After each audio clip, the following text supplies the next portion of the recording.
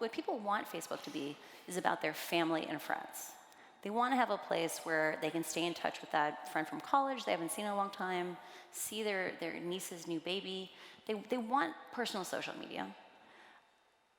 I think there's going to be a new platform that is decentralized, that is a Web3 platform, that is owned by the users. And I think there's a big optimism, I have a lot of optimism for that in the same way that taking Twitter private creates options. If Facebook wasn't a for-profit company that had to grow every single quarter, we would probably still have a product much more like the Facebook of 2008. In 2008, none of us were saying Facebook's going to end the world. Friends and family. It was friends and family. But your friends and family let Facebook down. They needed you to keep producing more and more content so people could look at more and more content every quarter, and your friends and family didn't do that.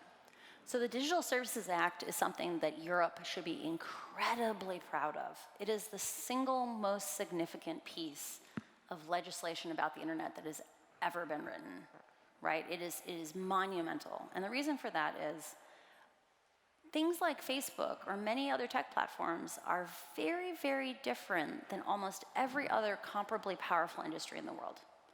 If we were talking about an oil company, and the oil company had an oil derrick, and there's some children downwind that were getting sick, we would not rely on the word of the oil company to assess what was going wrong. If they said, oh, no, it's the clouds that are causing these problems, it's not the smoke, like, we wouldn't sit there and be like, we should really look into meteorology. We wouldn't do that. If we were talking about a car, we can buy a car and crash it and see if it's safe.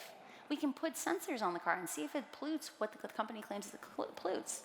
For Facebook and for the other large platforms, we have been reliant on their word of what we should focus on, what we should discuss. And the reason for that is we see just our computer screens. We see that's our experience of Facebook, but all the interesting bits are back behind the curtain. We have to see what the consequences of these algorithms are. We need transparency into what the algorithms are, because the editorial choices that Facebook is making right now with user-generated content and with the algorithms, it has real-world consequences. And I think as soon as we're able to start building that public muscle of accountability, once the DSA gives us access to data, we're going to see a much broader set of possible solutions going forward. Basically, every kid you talk to says, I want to use social media less, right? I know it makes me unhappy. Like, this is from Facebook's own documents. Facebook's own thing described it as an addict's narrative. I know this makes me unhappy. I can't control my usage. I want to use it less, but I can't. And if I leave, I'll be ostracized. If a single child says, I want to play with my friends in person more, they don't get to make that choice in isolation, because if their friends are all online playing video games in the metaverse, their friends aren't actually available to go spend time with them in person. And so we're going down a road, and like Facebook's paying $10 billion a year to push us down this road, where we might look up in 5 years, 10 years and say, we have a bunch of 16-year-olds who all would like to hang out with their friends in person, but when we ask them, they say, none of my friends would want to hang out with me in person. Yeah. And what have we lost at that point? And so I want us to ask those questions now while we still have a chance to think about them. You know, let's imagine you're a 16-year-old and you're kind of awkward.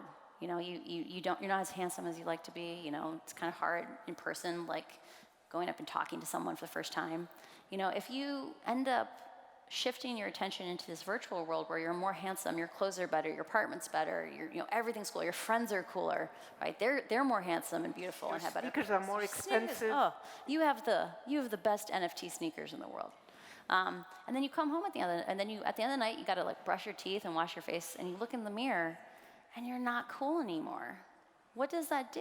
It pulls people into the metaverse. And so I don't want to be dystopian and be like, oh, we're all doomed, we're going to end up in the metaverse. But I think we should ask questions, because the natural inclination is going to be to suck us towards these things, because the hardware is going to get cheaper, it's going to get faster, it's going to be more high-res, it's going to get better and better. And we want it to be something that supplements our lives, that enriches our lives, not something that becomes our lives.